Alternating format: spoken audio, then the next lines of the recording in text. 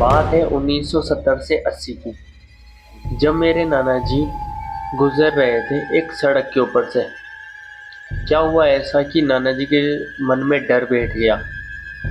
वो 1 महीने तक बीमार हो गए। ऐसा क्या हुआ था नाना जी के साथ, तो मैं आज आपको बताने वाला हूँ मेरे नाना जी का ऐसा ही एक किस्सा जिसके अंदर उनके पैरों तले जमीन खिसक गई वो चीज देखकर। घना अंधेरा था। मेरे नाना जी साइकिल लेके गुजर रहे थे धीरे धीरे। पहले हल्का हल्का अपने जैसे हमेशा की तरह गुजरते थे वैसे ही गुजर रहे थे नाना जी अपनी साइकिल लेके धीरे धीरे। चारों तरफ सन्नाटा था। उस सन्नाटे के अंदर ना कोई आसपास दिखने वाला आदमी था, ना कोई जानवर थे।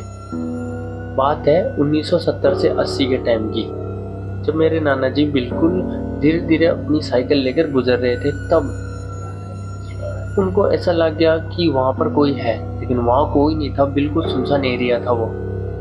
नाना जी चलते रहे चुपचाप। ना कोई किसी को आता जाता देखा, ना किसी को जाता आता देखा, ना कोई गाड़ी का शोर, ना कोई इधर उधर, ना कोई हल्ला वगैरह। तो वो चलते रहे चलते रहे।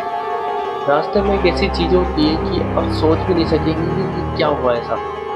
रास्ते में उस टाइम पे एक औरत मिलती है नाना जी को। अब देखिए ना, चारों तरफ ना कोई आदमी है ना औरत है, सुनसान एरिया है, तो वहाँ औरत कहाँ से आ सकती है। तो नाना जी को ये बात थोड़ी अटपटी लगती है, लेकिन वो औरत उनको ऐसे बोलती है कि मुझे आप क्या थोड़ी दूर छोड़ सकते हैं क्या। जब नाना जी का आंसर होता है कि ठीक है मैं आपको थोड़ी दूर छोड़ दूंगा जहाँ बताएंगे मुझे, अगर मैं उस साइड जाता हूँ तो नाना जी अपनी साइकिल पे उनको बैठा के और चलने लगते हैं।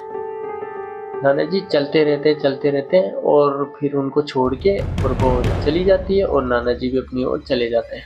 ठीक है, ये एक दिन निकल जाता है। दूसरे दिन नाना जी उसी तरफ से जाते रहते हैं, तब वो औरत मिलती है।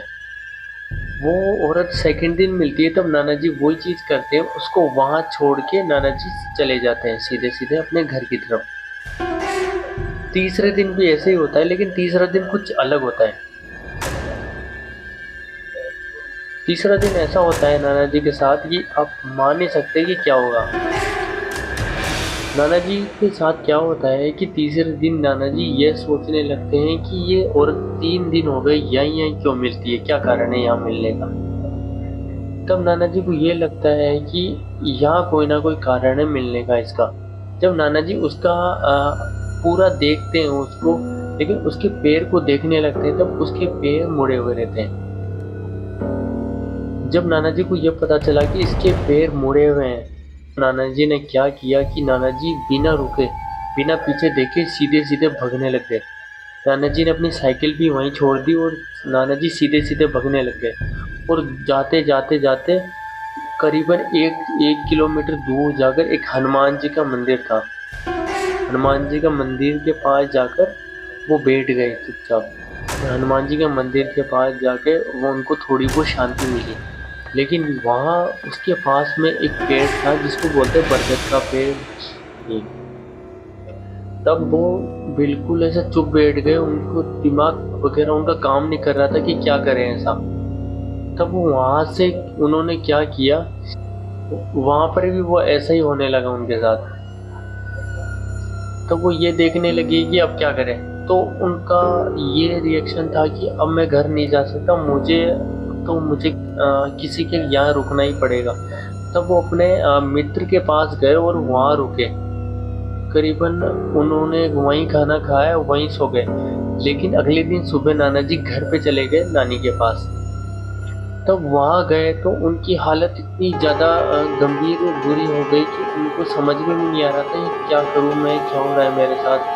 1 महीने तक नाना जी की तबीयत खराब रही और मेरे जो बड़े नाना जी उन्होंने भी देखा तो उनको ये देखकर आश्चर्य हुआ कि ये क्या हो गया। तो नाना जी जब भाग रहे थे तो उनके भागते भागते इतना पसीना आ गया था कि उनके आज के टाइम पर बोल सकते हैं कि उनकी हालत इतनी खराब हो गई थी कि उनके बीमार हो गए थे वो बहुत बुरे तरीके से।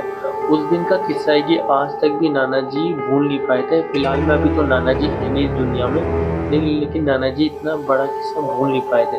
तो ये वीडियो आपको कैसी लगी लाइक कीजिएगा, कमेंट कीजिएगा एंड शेयर कीजिएगा। ऐसी वीडियो देखने के लिए सब्सक्राइब कीजिएगा हमारे चैनल को। थैंक यू, धन्यवाद, शुक्रिया आपका वीडियो देखने के लिए। Thank you.